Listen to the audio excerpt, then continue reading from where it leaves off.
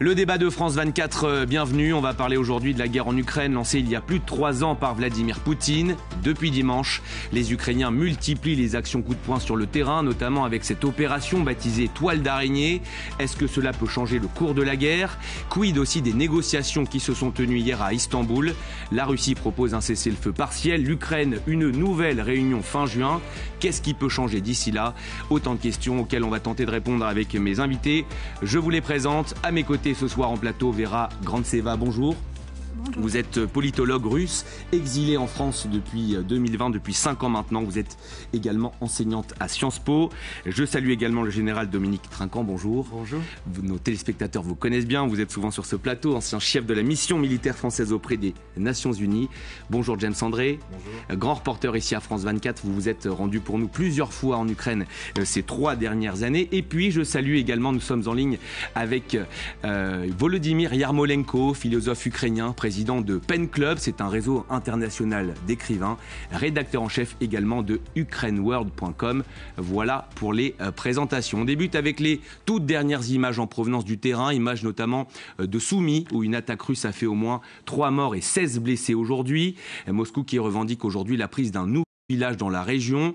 De son côté, l'Ukraine qui a ciblé le week-end dernier plusieurs aérodromes militaires situés à des milliers de kilomètres à l'intérieur du territoire russe. Plusieurs bombardiers ont été détruits à l'aide de drones bon marché. C'est une prouesse de Kiev et un coup dur pour l'aviation russe. Le pont de Crimée, je l'indique aussi, a également été ciblé aujourd'hui. Avant de tous vous donner la parole, les images, elles sont commentées par Anna Pereira. 1100 kg d'explosifs cachés sur les piliers sous-marins du pont de Crimée. Les forces ukrainiennes ont à nouveau visé cette voie de ravitaillement clé pour les forces russes. Selon Kiev, la structure serait dans un état d'urgence. L'ampleur réelle des dégâts reste toutefois incertaine. Le trafic n'aurait été interrompu que pendant 3 heures, selon les autorités russes. L'infrastructure de 19 km de long relie la péninsule annexée par Moscou au territoire russe. Inauguré en 2018, le pont de Crimée est pour le Kremlin l'un des symboles de l'annexion en 2014. Il a déjà été visé à 2 reprises par Kiev depuis le début de l'invasion, une fois avec un camion piégé, puis avec des drones navals. Plus à l'ouest, à Odessa, les frappes russes se poursuivent. Des drones ont visé des immeubles résidentiels et des entrepôts, faisant des blessés. J'ai pris mon bébé, nous sommes descendus au sous-sol, nous avons réveillé ma mère et mon mari. Au début, les explosions semblaient lointaines, puis elles se sont rapprochées. Dans la cave, j'ai couvert mon enfant de mon corps, puis nous sommes restés assis et nous avons entendu une forte explosion. À Soumy, dans le nord-est ukrainien, les services d'urgence de la ville font état d'une frappe délibérée contre des civils, faisant plusieurs morts et des blessés, dont des enfants. Ces attaques surviennent au lendemain de nouveaux pourparlers qui n'ont pas abouti à un cessez-le-feu. Les prochaines discussions sont prévues en Turquie à la fin du mois. Voilà pour les images. Général, on le voit, les Ukrainiens multiplient les opérations sur le terrain ces dernières semaines, souvent avec succès. La dynamique sur le terrain, on peut la qualifier de très positive en ce moment pour Kiev? Alors, je dirais plutôt que tout ceci est lié aux négociations qui ont lieu à Istanbul. Les Russes ont frappé considérablement l'Ukraine dans la semaine qui a précédé, avec beaucoup de missiles et de drones, des frappes majeures. Puis cette réunion à Istanbul, dont on savait qu'elle ne déboucherait sur rien, puisque le mémorandum présenté par la Russie est totalement inacceptable par les Ukrainiens.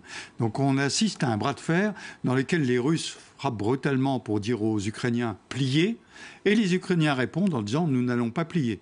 Et en faisant ces attaques qui sont très intéressantes, parce qu'elles touchent à la fois des éléments symboliques, mais aussi des éléments stratégiques. Le pont de Kerch, c'est celui qui permet, à partir de la Russie, d'alimenter directement les forces russes qui sont en Crimée et au-delà. Et puis les frappes qui ont eu lieu, c'est quand même les bombardiers stratégiques russes qui permettent de tirer des missiles sur l'Ukraine. Et donc il est plus malin, j'allais dire, d'aller frapper ces vecteurs plutôt que d'intercepter les missiles. Donc je crois qu'en plus, en frappant dans la profondeur comme le font les Ukrainiens, ils démontrent que la Russie, vous savez, c'est la grande Russie gigantesque, le rouleau compresseur, etc. Ben, votre force, c'est votre faiblesse aussi. Comme vous êtes gigantesque, ben, je vais vous frapper dans la profondeur et vous n'arrivez pas à surveiller tout. Et effectivement, on voit aujourd'hui des camions qui sont arrêtés partout en Russie parce que ça crée la paranoïa. Tout le monde pense qu'il va y avoir d'autres attaques. De même que sur le pont, j'ai trouvé très intelligent le communiqué des Ukrainiens qui disent « Nous avons placé des charges, la première a explosé ». Sous-entendu, il y en a d'autres et vous allez chercher. Donc je pense qu'on est vraiment dans un rapport de force, un point de non-retour. On sait maintenant que les Russes ne veulent pas négocier, qu'ils veulent tout plus que tout, et les Ukrainiens ne veulent pas céder. James André, sur ce timing, il faut le voir en comparaison, en relation avec ces négociations qui se sont tenues hier à Istanbul, en Turquie ? Oui, absolument. Je pense que l'objectif, effectivement, pour les Russes, pour les Ukrainiens, je suis absolument d'accord avec vous, c'est de démontrer qu'ils peuvent frapper dans la profondeur. C'est-à-dire que jusqu'ici, il faut bien réaliser, quand on va sur place en Ukraine, on réalise que la guerre, les gens la vivent tous les jours dans la plupart des villes ukrainiennes, puisque vous avez ces drones qui s'abattent sur les villes tous les jours et qui, souvent, ne font pas forcément, on va dire, énormément de victimes, mais c'est quotidien. Et vous avez des quartiers, vous avez les vitres soufflées, vous avez... Bon, les Russes la vivent pas tant que ça, finalement, de manière très directe. Et là, en l'occurrence, eh bien, oui, l'objectif est de montrer aux Russes que eux aussi ont besoin, quelque part, que ça s'arrête, ou en tout cas de leur démontrer qu'on peut leur faire mal. Et vous le disiez, en général, vous avez absolument raison. C'est vrai que les avions qui ont été détruits sont des bombardiers stratégiques. Il n'y en a pas beaucoup. En fait, les Russes disposent enfin, alors, pas beaucoup, il y en a beaucoup, mais il y a une soixantaine de Tupolev T-95 qui sont en état de voler a priori, une vingtaine de Tu-160 qui sont des avions encore plus performants. Là, il semblerait, on n'a pas le bilan exact, mais que plusieurs de ces avions étaient abîmés. Or, ce sont des avions qui remontent à la guerre froide qu'on ne peut pas reconstruire rapidement ou reproduire. Donc, c'est quand même vraiment un coup qui est porté, même si je ne pense pas que ce soit de nature à changer, on va dire, la posture russe. Et on va continuer d'en parler. Au-delà de l'aspect militaire, il y a l'aspect mental dont on parle beaucoup. Cette opération, ça envoie aussi le message à Moscou qu'on se battra jusqu'au bout et que finalement la Russie, elle est faillible. Effectivement, c'est aussi un message non seulement militaire, mais aussi politique. Quand l'Ukraine montre qu'elle est capable de résister malgré 3 ans de guerre, malgré les frappes permanentes sur les villes ukrainiennes par la Russie. Donc l'Ukraine montre qu'elle est capable de continuer à résister, qu'elle ne se plie pas. On a vu la délégation russe venir à Istanbul avec les exigences maximalistes, voire radicales, qui visent pas les négociations, mais la capitulation de l'Ukraine. Et face à ces exigences, l'Ukraine était capable de monter une opération, effectivement, avec une grande prouesse, qui allait jusqu'à Irkoutsk. C'est 7000 kilomètres de Kiev. Et on sait qu'ils ont pu organiser les camions à l'intérieur de la Russie. C'était près de Tcheliabinsk. Ça, c'est 2700 kilomètres de Kiev. Et de Tcheliabinsk, il y avait plusieurs camions qui sont partis avec les drones dedans. Et c'est comme ça qu'ils ont pu attaquer quand même ce qu'on appelle... Ils ont visé la triade nucléaire russe. Ils ont pu attaquer, non pas toute la triade, mais quand même les aérodromes très importants pour la Russie, d'où la Russie a attaqué l'Ukraine depuis 2022. Donc ils ont pu montrer effectivement qu'ils continuent à résister, qu'ils sont capables à nuire la Russie jusqu'à aller en Sibérie. Volodymyr Yarmolenko, on a vu ce message envoyé à Moscou, message envoyé également à la population ukrainienne et aux soldats. C'est important de dire que cette guerre, elle est gagnable par les Ukrainiens ? Oui, je pense que oui, parce que l'Ukraine montre que, comme vos invités ont déjà dit, que la grandeur de la Russie, c'est aussi sa faiblesse, comme le général Troncan a dit très bien. Et je pense que c'est ça que les Ukrainiens essaient de faire finalement, c'est que montrer que voilà, la vaste territoire, c'est aussi un point de faiblesse de la Russie. C'est ça qui fait la Russie très fragile, très fragilisée, improtégée, et c'est pour cela que vulnérable. Et je pense que cet esprit de la victoire, en fait, il a existé toujours dans l'armée ukrainienne, dans la société ukrainienne. C'est vrai que disons que l'année précédente et l'année actuelle, avec les offensives russes, ça donne cette idée un peu peut-être plus faible, mais les opérations comme ça, ils montrent aussi que la créativité des Ukrainiens, les innovations des Ukrainiens, ils sont beaucoup plus avancés que cette force brutale russe. Oui, la nouveauté de cette opération Toile d'araignée, ce sont ces centaines de drones hyper bon marché qui ont réussi à infliger des dégâts énormes. Ça peut changer le cours de la guerre. James André nous disait que non tout à l'heure. Alors, changer le cours de la guerre, je ne crois pas complètement. Il faut bien voir que... moi, je me souviens de ce qu'avait dit le chef d'état-major de l'armée ukrainienne lorsqu'il a été muté comme ambassadeur à Londres. Vous savez, on l'a échangé. Et il a dit, on ne gagnera pas la guerre sur le front comme ça, il faut innover. Il faut trouver d'autres façons pour gagner la guerre. Et je crois que les Ukrainiens sont particulièrement forts sur ces points-là. C'est-à-dire qu'ils vont frapper au cœur. Et j'allais dire, lui-même, le chef du renseignement, dit aujourd'hui, il faut frapper au Kremlin directement. Et donc, sur le front, évidemment, les Ukrainiens sont dans une situation difficile parce qu'ils ont moins de soldats, parce que le front s'est étendu, avec l'opération qu'il y a eu à Koursk et en direction de Soumy, il s'est beaucoup étendu. Or, les Ukrainiens ne peuvent pas étendre le front comme les Russes peuvent le faire. Donc, ce qu'on leur demande, c'est de tenir là et de frapper ailleurs. C'est une stratégie qui, à mon avis, est pleine de bon sens pour les Ukrainiens. L'Ukraine, elle a les moyens, longtemps, de poursuivre cette guerre, d'innover aussi souvent ? Il y a eu des innovations majeures. Enfin, depuis 3 ans, on a vu d'abord l'apparition des drones. Alors, une fois de plus, ce sont les drones. Je dirais que ce qui est intéressant aussi avec cette opération, c'est que cette opération s'est faite avec du matériel ukrainien, organisé par les Ukrainiens. Ils n'ont pas eu besoin des Américains, notamment. Il ne s'agit pas d'armes occidentales, il s'agit d'armes ukrainiennes. Donc ça, évidemment, ça envoie aussi un message puissant qui est qu'il y a une certaine autonomie et des capacités en dehors, on va dire, d'un soutien direct américain. Donc oui, il y a ça. Je pense que c'est une opération qui est impressionnante dans la mesure où il y a une profondeur dans le territoire russe qui est importante. Il y a effectivement une frappe symbolique sur un vecteur nucléaire que sont ces bombardiers. Mais au-delà de ça, si on prend ce qui s'est passé avec le pont notamment, maintenant ça fait des mois que les Russes ont de véritables problèmes dans mer Noire à cause des drones maritimes ukrainiens qui sont extrêmement performants et qui en fait leur permettent de contrôler des parties entières de cette mer Noire. Donc on voit qu'il y a une innovation technologique qui est très importante. Après, il ne faut pas sous-estimer aussi, parce que si on prend la région de Soumy et ce qui s'est passé dans la région de Koursk, pour en avoir parlé avec des militaires ukrainiens sur place, parce que j'étais à Soumy il n'y a pas très longtemps, et d'ailleurs vous avez vu, il y a eu des frappes importantes sur la ville et des villages que les Russes annoncent avoir repris dans le secteur. Ça, c'est une zone qui est vraiment en ce moment un point chaud et où il y a eu une utilisation massive des drones, ce qu'on appelle FPV, donc c'est ces drones où on les pilote en ayant l'impression d'être à l'intérieur et qui sont en fait qui sont pilotés par fibre optique, c'est-à-dire qu'on ne peut pas les brouiller. C'est une transmission filaire avec de la fibre optique. Et ça, c'est une innovation que dont les deux côtés disposent. Mais même les Ukrainiens vous diront que les Russes aussi ont vraiment maîtrise cette technologie de manière très efficace et en dispose de très grandes quantités.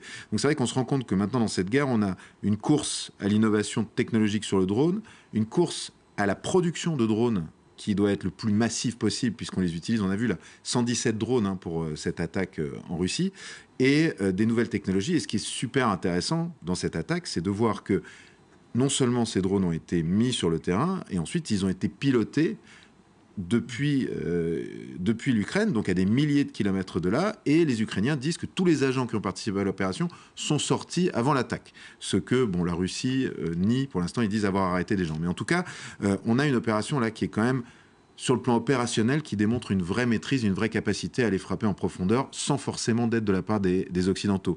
Et c'est vrai que ces bombardiers, on ne sait pas encore si c'est 11 ou 41, parce que les Ukrainiens disent 41, certains experts disent que c'est 11.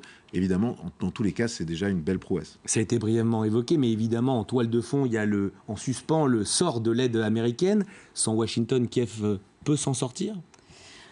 Aujourd'hui, en fait, la situation est très différente de 2022-2023. Aujourd'hui, l'Ukraine produit elle-même des armes.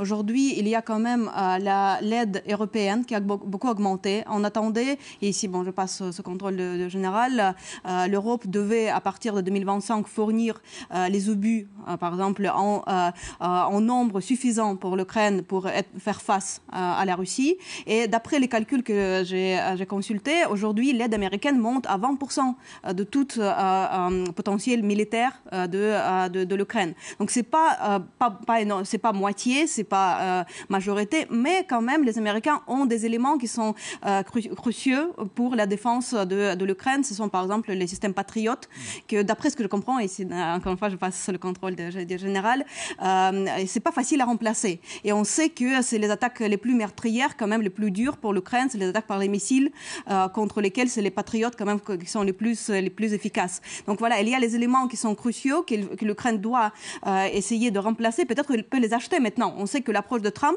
c'est pas fournir l'aide, mais se faire les deals, vendre, faire le commerce. Donc on sait déjà qu'Israël pensait à donner à l'Ukraine, je ne sais pas si c'était d'ailleurs si ça aboutit par les faits, mais il y avait l'idée de transférer les patriotes d'Israël vers l'Ukraine. Donc il y a d'autres moyens comment l'Ukraine peut s'en sortir, même si les États-Unis diminuent d'une façon significative leur aide à l'Ukraine. Volodymyr Yarmolenko, un mot sur ce qui vient d'être dit en plateau ?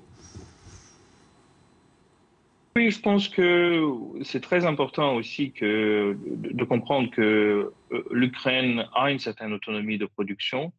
Il ne s'agit pas seulement des drones, parce que oui, les drones, tout le monde parle des drones, mais en fait, c'est un système plus complexe. Tu ne peux pas gagner la guerre avec des drones seulement. Donc, les drones, c'est bien sûr une innovation de cette guerre, mais tout le reste compte aussi. L'infanterie compte aussi, le renseignement compte aussi, et d'autres éléments. Ce qui est important, je pense, de souligner, c'est que la tactique russe, c'est de gagner la guerre par la quantité des gens et par une capacité de sacrifier les soldats. Donc, ce qu'on comprend, la façon dans laquelle les Russes mènent cette guerre, et c'est vraiment la façon dans laquelle l'armée rouge a mené la Deuxième Guerre mondiale et les guerres menées par des Russes pendant l'époque impériale aussi, c'est une capacité de sacrifier vraiment une quantité énorme de ses propres soldats. Et c'est ça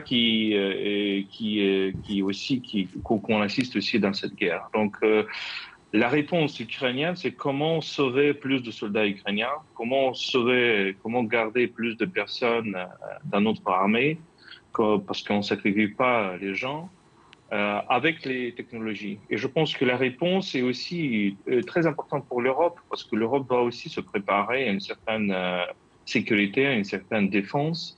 Et maintenant, je pense que cette innovation technologique qui a le lieu en Ukraine, elle peut aider aussi en Europe pour son propre avenir. Un commentaire avant de passer peut-être aux négociations ? Non, simplement, je pense qu'on est dans une phase dans laquelle, j'entendais ce matin une conférence dans laquelle on disait la Russie s'est de nouveau soviétisée. C'est-à-dire que l'armée russe est redevenue, avec des pertes colossales, il faut se rappeler un peu les pertes pour la prise de Berlin, ça a été 800 000 soldats qui ont été tués. On sait combien de soldats russes sont morts depuis le début ? Il y en a à peu près 5 000 par semaine qui sont tués ou blessés. Les chiffres sont compliqués à savoir, mais vous avez vu, là, les échanges, on parle des échanges de corps dans ce qui se passait à Istanbul. Donc, c'est d'un côté cette massification russe, ce rouleau compresseur, et l'Ukraine a deux atouts majeurs. Le majeur de l'innovation, on vient de le voir, parce qu'on parle des drones, on parle du pont, mais parlons d'il y a 4 jours, des ponts ferroviaires qui ont été détruits et qui permettaient d'amener la logistique. Donc, les frappes dans la profondeur, cette façon de déstabiliser, et de déstabiliser aussi dans les esprits des Russes. Pour les 3/4 des Russes, la guerre, c'est là-bas, ça ne nous concerne pas. Maintenant, la guerre, ça nous touche directement. Et moi, je reprendrai le deuxième atout qu'a l'Ukraine, c'est un atout moral. Je citerai le président du Conseil, Clémenceau, qui, pendant la Première Guerre, disait « Celui qui gagnera, c'est celui qui croira dans le dernier quart d'heure qu'il ne va pas perdre ». Eh bien, c'est exactement ça. C'est innovation qu'on peut gagner. Et voilà. Et avoir les forces morales qui permettent de gagner. Sur ces négociations dont on parlait en début de débat qui sont tenues hier à Istanbul, second round de pourparlers, sans surprise, toujours pas de cessez-le-feu en vue. Ce qui a avancé en revanche, c'est le volet humanitaire. Hier, Russes et Ukrainiens ont convenu d'échanger tous leurs prisonniers de guerre de moins de 25 ans ou grièvement blessés, ainsi que des milliers de corps de soldats tués, on en parlait. Ça avance très lentement, James André, c'est la volonté des Russes ? Je pense que c'est... En fait, là, on donne des gages parce que moi, j'ai l'impression que dans ces négociations, il y a deux personnes qui ont absolument besoin de changer d'avis, en fait. On a d'abord, évidemment, Vladimir Poutine. Et ce qui est intéressant, c'est que ces frappes dans la profondeur russe peuvent effectivement le mettre sous pression politique. Parce que pour l'instant, la posture de Poutine est très claire. Manifestement, il veut gagner du temps. Vraiment sous une pression politique, Poutine ? C'est-à-dire que si la population russe commence à réellement souffrir, on va dire, de matière matérielle, je ne parle pas forcément que des sanctions économiques, mais s'il commence à voir des drones tomber sur les villes russes, ça va se compliquer beaucoup pour Vladimir Poutine, parce que je suis tout à fait d'accord. Pour l'instant, la guerre, elle est loin. On n'est pas forcément concerné. On va être concerné par les sanctions. Les sanctions, on le sait, politiquement, c'est à double tranchant. On l'a vu un peu partout. On désigne le vilain occidental qui sanctionne, etc. Bref. Et on ne peut pas dire que les sanctions occidentales, pour l'instant, aient vraiment déstabilisé la Russie. Pour l'instant, ça n'a pas déstabilisé la Russie, qui utilise effectivement tout l'argent, en fait, qui provient des hydrocarbures et des ventes d'énergie, tout simplement. Qui est revendu à d'autres acteurs. Exactement, et qui, en fait, a permis d'infuser, en fait, toute la société russe avec énormément de cash, puisque les salaires des soldats qu'on envoie au front sont très élevés par rapport à l'économie locale, que les primes lorsqu'il y a décès sont là aussi importantes, ce qui fait qu'en fait il y a beaucoup d'argent finalement des hydrocarbures qui rentrent dans l'économie de base russe, je dirais.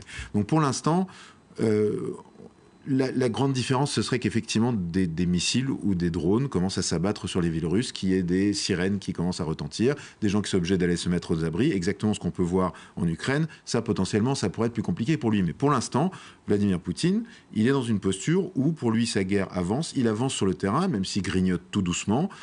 Il a un président des États-Unis, parce que c'est l'autre homme à qui il faut faire changer d'avis, qui, pour l'instant, n'est pas prêt à vraiment aller au combat en faveur des Ukrainiens, comme on a pu le voir, ni économiquement, ni militairement, et qui, pour l'instant, est dans une position, il se dit que son plan se déroule sans accroc, entre guillemets. On l'a vu le 9 mai, il y avait une vingtaine de chefs d'État sur la place rouge pour voir le défilé de la victoire. On a diplomatiquement un certain nombre de pays qui le soutiennent. On pense à la Chine, on pense à l'Iran. On pense par exemple à la position du Brésilien, le président Lula, qui était le 9 mai à Moscou, et qui d'ailleurs vient à Paris en fin de semaine. Sa position est de dire on continue à faire du business avec la Russie. La Corée du Nord. La Corée du Nord, bien sûr. Tout ça fait que, pour lui, il a le temps. Le temps joue en sa faveur. Et donc, il va continuer. Donc, il va effectivement rendre des corps de prisonniers ou des prisonniers. Ça permet de donner des gages éventuellement, de faire tenir, de tirer ce fil avec Donald Trump en disant « Mais si, regardez, moi aussi, je suis prêt à faire des concessions. » Alors que des concessions, il n'y en a aucune. On a un mémorandum qui est évidemment inacceptable pour les Ukrainiens, pour les Européens, et qui ne fait que réitérer les demandes russes du départ, finalement. Vladimir Poutine qui cherche à gagner du temps, ça peut durer longtemps. Donald Trump, il ne va pas s'agacer à un moment ? On voit déjà que Trump a évolué par rapport à Poutine et ses intentions. Si au début, il affirmait presque toutes les semaines que Vladimir veut la paix, je le soutiens et on est très proche à un deal, quand même, maintenant, on voit qu'il est devenu un peu plus dubitatif. Même il y avait des posts sur son réseau social où il clairement disait que Poutine est fou, qu'il tape sur les villes, qu'il en fait montre sur les faits, pas sur les paroles, qu'il ne veut pas la paix, qu'il veut aller le plus loin possible dans l'Ukraine, il veut obtenir maximum ce qu'il peut et qu'il utilise balade en fait Trump juste pour obtenir maximum en Ukraine. Donc à mon avis il y a des limites, même si il y a une sympathie entre les deux hommes, entre Trump et entre Poutine, et Poutine est très bien conscient. Et à mon avis, même si maintenant Trump quand même commence à être un peu déçu, si dans un mois Poutine lui appelle en lui proposant encore peut-être des deals, Trump peut être séduit par Poutine. Donc Poutine a du potentiel, mais du côté Trump, il y a aussi des limites. Et si Poutine n'est pas assez intelligent et rusé avec Trump, il peut quand même perdre ce jeu. Volodymyr Yarmolenko, on le sent bien, Vladimir Poutine, c'est le seul aujourd'hui qui peut arrêter la guerre. Qu'est-ce qui, demain, peut contraindre le président russe à vraiment l'arrêter, si tant est qu'il y ait une réponse ? Je pense que la réponse est très simple, c'est la pression militaire, économique, politique sur la Russie pour qu'elle ne puisse pas continuer cette guerre, ou qu'elle n'ait pas des ressources à continuer cette guerre. Et finalement, les Ukrainiens donnent un exemple par cette attaque, par l'opération toile d'araignée et par d'autres attaques aussi. Regardez la mer Noire, les Russes sont absolument impuissants dans la mer Noire, donc ils ont annexé les Crimée pour contrôler la mer Noire. Maintenant, ils ne peuvent rien faire là-bas.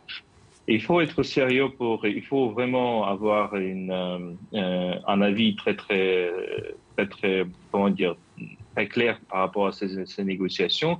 Les Russes, effectivement, ils ont demandé finalement aux Ukrainiens de céder même les territoires que les Ukrainiens contrôlent. Je vous rappelle que selon la constitution russe, selon le changement de la constitution russe faite par Poutine en 2022, il y a 5 régions de l'Ukraine qui sont proclamées des territoires russes, y compris les territoires qui sont contrôlés par l'Ukraine. Donc, quand je vais, par exemple, moi-même à la ville de Kherson, ou à la ville de Zaporizhzhia, ou à la ville de Kramatorsk, que je fais très souvent, selon la constitution russe, je suis à la territoire russe. Donc, bien sûr, cette absurdité, il n'est pas acceptable ni pour les Européens, ni pour les Ukrainiens. Et ça veut dire que Poutine, vraiment, il n'a pas d'intérêt du tout à la paix. Et je pense que Trump, quand même, il y a beaucoup de temps qui est passé déjà pour le comprendre. Pour poursuivre sur ces négociations, une nouvelle réunion russo-ukrainienne pourrait avoir lieu fin juin. Qu'est-ce qui pourrait changer d'ici là ? Absolument rien. Je crois que de toute façon, fondamentalement, au-delà de l'Ukraine, le président Poutine a besoin de la guerre. On parlait tout à l'heure des 600 000 soldats qui sont sur le front, qui gagnent beaucoup d'argent, les primes, etc. Est-ce qu'on va les renvoyer dans leur foyer ? Certainement pas. Il y aura une perte énorme pour les populations. Et donc, je pense que, globalement, le président Poutine, pour tenir la Russie telle qu'il la tient aujourd'hui, a besoin de continuer la guerre. Vous savez, les dictateurs ont souvent besoin d'une pression extérieure pour arriver à maintenir la situation qu'ils veulent avoir de la société soumise. Quand il y a un opposant, il se fait empoisonner. Donc, c'est quand même assez simple sur le plan démocratique. On peut aussi imaginer que Vladimir Poutine a lancé cette guerre pour les raisons que vous évoquez ? Mais moi, je crois que Poutine a lancé cette guerre sur une erreur. Il avait très bien réussi l'opération en Crimée. Pas un coup de feu, il avait annexé la Crimée. Et il a pensé, sur les mauvais renseignements qu'il avait, que Kiev tomberait de la même façon. Et que ces soldats allaient être accueillis en héros. Exactement. Et il avait dans sa soute le remplaçant, M. Zelensky. D'où les demandes, même dans le mémorandum. Ils disent aujourd'hui, il faut que Zelensky s'en aille et qu'il y ait de nouvelles élections. Oui, ils disent de revenir sur les causes profondes du conflit, c'est-à-dire la dénazification de l'Ukraine. Voilà, mais c'est les causes qu'ils se sont inventées. Bien sûr. Et donc, il a inventé tout ça parce que, on le voit bien, je regardais tout à l'heure les images de de l'inauguration du pont de Kerch en 2019, où il parlait déjà du tsar. Donc il a rempli et chaque fois qu'il parle, il a derrière lui une photo soit de Catherine II, soit de Pierre Ier. Enfin, une photo, un portrait de Catherine II ou de Pierre Ier. Donc il est dans cette logique-là. Et c'est pour ça qu'un certain nombre de gens disent « mais le fauteur de guerre, c'est lui ». Le problème, le nœud du problème, il est là, pas ailleurs. Après, c'est la propagande qui est envoyée depuis 25 ans aux Russes et qu'ils croient parce qu'ils ont envie de le croire, parce qu'ils n'ont pas envie de se retrouver, qu'on leur demande leur avis. Même s'il y a des gens très très courageux qui, en Russie aujourd'hui, donnent leur avis. Moi, je les salue parce que il faut pouvoir le faire dans les conditions dans lesquelles ils sont. Et notamment une certaine Lyudmila, on avait réalisé un reportage, c'est une survivante du siège de Leningrad. Elle avait brandi une pancarte propée dans les rues de Saint-Pétersbourg. Elle a été jugée d'ailleurs il y a quelques semaines. Un mot sur ce qui vient d'être dit. Il a besoin de la guerre aujourd'hui, Vladimir Poutine. C'est votre grille de lecture également ? Oui, tout à fait. Elle a fait de la guerre en raison d'être de ce régime. Il faut se rappeler que Poutine a commencé comme un démocrate, quelqu'un qui voulait apporter le développement technologique, économique à la Russie. Et quand il a décidé de rester au-delà de 2 termes, il a dû chercher une nouvelle raison pourquoi il doit rester au pouvoir. Parce qu'au niveau économique, ça n'allait pas si bien que prévu finalement quand les prix pour pétrole se sont stabilisés. Parce qu'il faut se rappeler aussi qu'au début, c'était les prix du pétrole quand même qui ont offert le cadeau à Poutine. Et de 2012, quand Poutine a vu que les masses étaient contre Poutine, en fait, vous vous rappelez les images de Moscou, il y avait des grandes manifestations contre Poutine. C'est à ce moment-là que Poutine a compris qu'il faut un mythe qui va réunir le peuple autour de lui. Parce que la démocratie, l'économie, ça ne fonctionne pas. Les gens russes ne vont plus lui donner un nouveau mandat juste pour l'économie ou pour le fait qu'il est un bon président. Il faut un mythe. Et c'est pourquoi elle a créé un mythe de la Crimée. Quand ils ont commencé la guerre en Donbass, effectivement, ils voulaient faire à nouveau ce mythe de Donbass, réunir le peuple, souder le peuple autour du président pour montrer que le président russe ramasse les terres russes et fait la grande Russie à nouveau. Donc oui, effectivement, c'est devenu la raison d'être aujourd'hui de son régime. Je vois mal comment elle peut rétropédaler sur tout ce qu'il a dit. C'est pourquoi, en fait, les négociations aujourd'hui, ils sont vouées à l'échec. Parce qu'il ne peut pas ni admettre l'adhésion de l'Ukraine à l'OTAN, ni retirer ses troupes des oblasts qu'il a annexés dans la Constitution. Donc, il est allé trop loin pour aujourd'hui rétropédaler. Après, quand même, il y a la réalité de l'économie russe qui ne va pas si bien que ça. Il y a un peu le façade qui est présentable, notamment Moscou et Saint-Pétersbourg, mais au-delà, c'est différent. Donc, je trouve que la réalité, quand même, va faire compliqué pour Poutine pour continuer cette guerre très longue. Mais il peut encore tenir minimum 2025, voire 2026. Sur ce calendrier que nous cite Vera Grantseva, 2025-2026, on rappelle que le président russe, techniquement, il peut rester au pouvoir jusqu'en 2036. Ce temps long, c'est un élément important à prendre en compte. Oui, c'est un élément important. Je suis tout à fait d'accord avec votre analyse. C'est-à-dire que c'est certain, le château de cartes économique peut s'effondrer. Mais pour accélérer ça, c'est là que finalement, il y a c'est pour ça qu'il faut arriver à convaincre Donald Trump, c'est-à-dire que si il lève les sanctions, la peur avec Donald Trump, c'est tout simplement qu'il se détourne. C'est-à-dire que c'est vrai qu'on a très envie de se dire bon bah là il a compris que Poutine se moque de lui et donc il va réagir.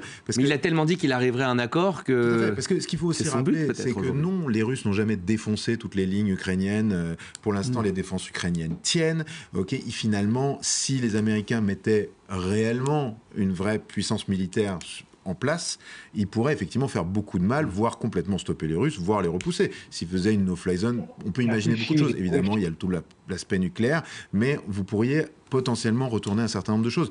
Ils ne le font pas. Économiquement, c'est de la même chose. Ils pourraient mettre en place des sanctions secondaires sur les pays qui achètent l'énergie russe, le pétrole ou le gaz. Ils ne le font pas, pour un tas de raisons géopolitiques aussi. C'est-à-dire que c'est compliqué d'aller sanctionner les Chinois qui achètent du gaz russe au même moment que vous essayez de négocier des droits de douane avec eux et que vous avez une forme de détente. Bref, donc la situation est complexe, mais c'est vrai qu'une partie de la pression pourrait vraiment venir d'une administration américaine. Si Donald Trump se détourne, là, ça va être compliqué. Et après, je suis d'accord avec vous, pour tenir dans la durée, c'est vrai que c'est compliqué, mais bien sûr qu'il est dans une sorte de croisade qui peut difficilement arrêter, dans la mesure où politiquement, il a besoin de ça. Il ne peut pas s'arrêter maintenant, il ne peut pas faire marche arrière. Ça, c'est certain. Pas à ce stade. On ne peut que le forcer à faire ça. Volodymyr... Il n'y a pas d'éléments, je dirais, suffisamment forts, en tout cas sur la table maintenant. Vous disiez, général, fin juin, il ne se passera rien. Je suis entièrement d'accord avec vous, à part si tout d'un coup, il y avait un barrage de missiles américains. Mais ça ne va sans doute pas arriver, donc il n'a pas de raison. Il va continuer, très probablement. Volodymyr Yarmolenko, on parlait de cette pression américaine nécessaire pour mettre fin à la guerre. Vous y croyez, vous, à cette détermination de Donald Trump? Est-ce qu'il ne faut pas attendre en fait que son ego soit froissé pour que peut-être il engage plus directement Vladimir Poutine? Non, je pense que Trump est absolument impuissant. Donc, il est impuissant par rapport à sa guerre de commerce, il est impuissant par rapport à la question de Gaza, il est impuissant par rapport à la question de la Russie et de l'Ukraine. L'Ukraine montre que c'est un sujet, c'est un agent de changement. Donc, la guerre va être décidée par ce qui se passe à la ligne de front. Donc, c'est l'armée ukrainienne, c'est la société ukrainienne qui sont vraiment qui changent vraiment beaucoup. Mais l'Europe est importante pour moi. Pourquoi on ne parle pas de l'Europe? Vous avez évoqué Pierre Ier. Alors, Pierre Ier, c'est pas même la mer Noire, c'est la mer Baltique. C'est la région de la Baltique et finalement, la stratégie russe par rapport à l'Europe centrale et orientale, c'était à partir du XVIIIe siècle, c'était de conquérir cet axe entre la mer Baltique et la mer Noire. Et la mer Baltique, ce sont des pays de l'Union européenne, comme on sait bien, c'est Finlande, c'est l'Estonie, c'est Lettonie, Lituanie.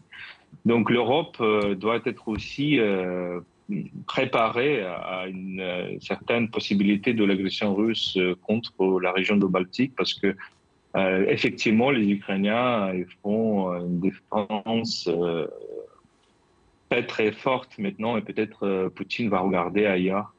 Donc il faut aussi comprendre que c'est pas la guerre en Ukraine. Je répète toujours, c'est une sorte de la guerre russe d'un régime que j'appelle un régime de thanacratie, c'est-à-dire le gouvernement par la mort, par la destruction, mais c'est la guerre aussi contre l'Europe. Intéressant ce que nous dit Volodymyr Yarmolenko. Est-ce que les Européens ont un rôle à jouer? Alors on sait qu'ils sont mis à l'écart de ces négociations, mais ils se préparent, ils s'arment, la Pologne, le Royaume-Uni, l'Allemagne. Il y a des virages importants qui sont orchestrés dans ces pays. Il y a des virages importants et l'Europe est essentielle. Il a raison de le souligner. D'abord, l'Ukraine souhaite rejoindre l'Europe, il faut le rappeler. Poutine méprise totalement l'Europe, ne veut pas entendre parler de l'Europe. Et le fait que, paradoxalement, que les Américains se retirent progressivement de la négociation parce que M. Trump s'aperçoit qu'ils ne peuvent pas avoir la négociation, a ramené les Européens et les Européens ont réussi à être unis. Souvenez-vous... Ça les a responsabilisés, finalement. Bien sûr. Et aujourd'hui, c'est une situation incroyable pour l'Europe. Je rappelle que l'Europe, c'est 450 millions d'habitants. C'est la 3e puissance économique au monde. Tout budget de défense agrégé, avec beaucoup de pertes, c'est le 2e budget militaire au monde. Mais ce sont des pays différents. Et elle a oublié ce que c'était que d'être une puissance. Les empires russes, avec Poutine, avec Trump et américains, nous les empires, depuis 1945, on ne veut plus en entendre parler. On a connu les empires allemands, britanniques, français qui se sont fait la guerre entre eux, donc on ne veut plus en entendre parler, donc on a oublié ce que c'était que d'être une puissance. L'Europe doit redécouvrir ce que c'est que d'être une puissance, mais pas une puissance agressive, une puissance défensive, qui est capable de prendre sous son aile l'ensemble des pays européens, dont l'Ukraine fait partie, à terme, puisqu'on a ouvert les chapitres. Et j'allais dire, l'OTAN, c'est un sujet dont il ne faut plus parler.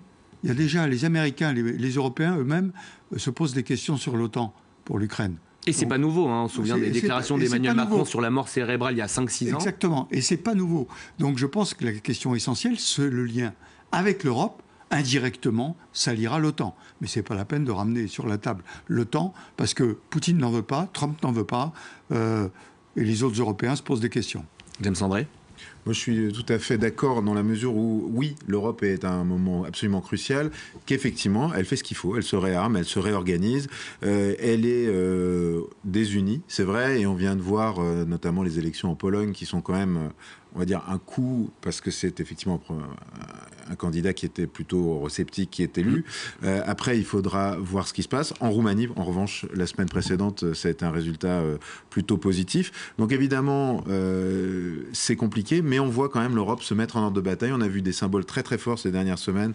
Je pense notamment aux chefs d'État européens qui sont rendus à Kiev le 10 mai pour montrer leur soutien à Volodymyr Zelensky et qui ont effectivement là aussi mis beaucoup de pression politique pour faire avancer les choses. Et ça, c'est une bonne chose. Mais voilà. Et on est au début d'un processus de remontée en puissance de l'Europe qui doit se faire. Mais ce qu'on voit, c'est qu'il y a une volonté, il y a un véritable effort, il y a un effort financier aussi qui est mis en place.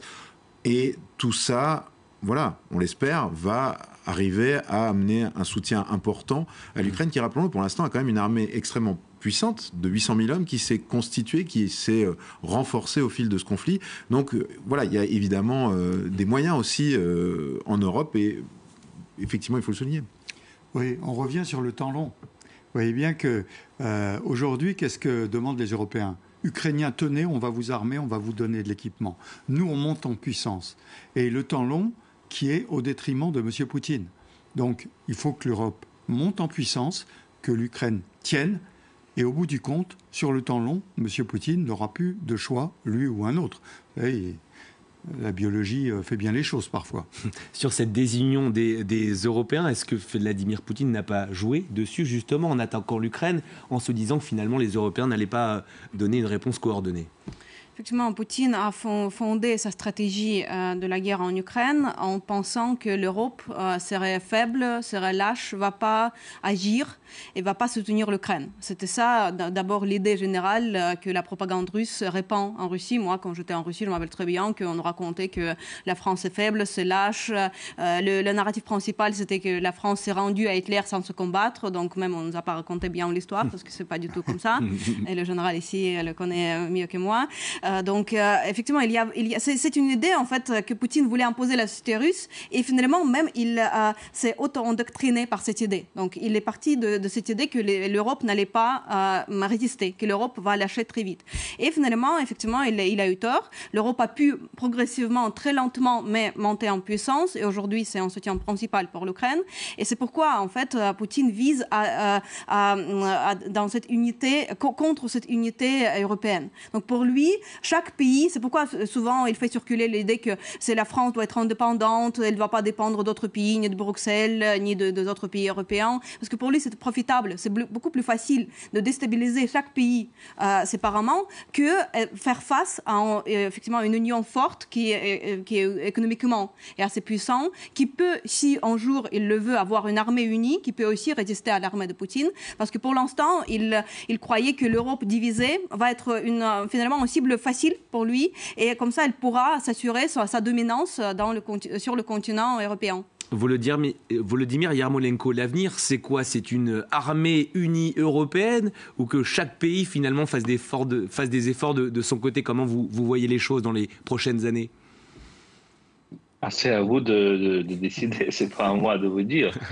Donc, mais ce qui est sûr, c'est que le rapprochement de l'Ukraine, de l'Europe, de l'Union européenne, change non seulement l'Ukraine, mais aussi l'Union européenne. Donc, c'est clair que si la Russie reste comme telle, comme une menace géopolitique militaire au continent européen, l'Union européenne doit devenir aussi une union de sécurité, une union de défense. Et donc il faut le comprendre très très vite. Et j'espère que certains dirigeants des pays européens le comprennent. Il faut aussi comprendre que on est dans une guerre de technologie, on est dans une concurrence de technologie et l'Europe perd cette concurrence et à la Chine et aux États-Unis et à d'autres pays. Et paradoxalement, c'est l'Ukraine qui aide à l'Europe maintenant de regagner cette vitesse technologique. Oui, malheureusement, tragiquement, c'est la guerre qui est une sorte de locomotive de ce progrès technologique. Mais malheureusement, c'était plusieurs fois dans l'histoire c'était comme ça. Donc, toute cette technologie de drone, imaginez-vous comment il va marcher pour les buts de la société de la paix, par exemple, pour les buts de commerce et pour les buts d'autres moments. Donc oui, c'est ça. C'est l'Ukraine maintenant. L'Europe est la chance pour l'Ukraine, mais l'Ukraine est aussi une chance pour l'Europe. Merci Volodymyr Yarmolenko, quand c'est intéressant, ça passe toujours trop vite.